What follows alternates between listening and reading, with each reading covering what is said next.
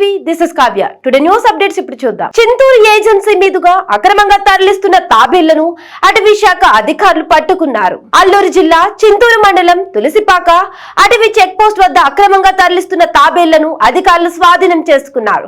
సుమారు 246 తాబేళ్లను కాకినాడ నుండి ఏజెన్సీ మీదుగా ఒడిశాకు అక్రమంగా కారులో తరలిస్తూ ఒడిశాకు చెందిన సూరజ్ మండల్ ని అటవీ శాఖ అధికారులు అదుపులోకి తీసుకున్నారు.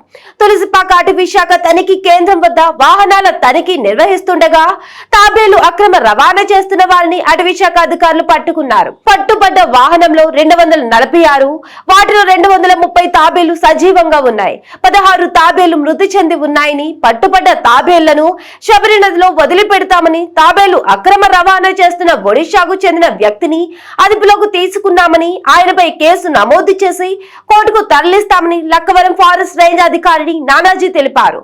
ఈ తనిఖీల్లో Lakkavaram section officer Vijay Kumar, Lakkavaram beat officer B Saritha, check post తనిఖీ సిబ్బంది పాల్గొన్నారు.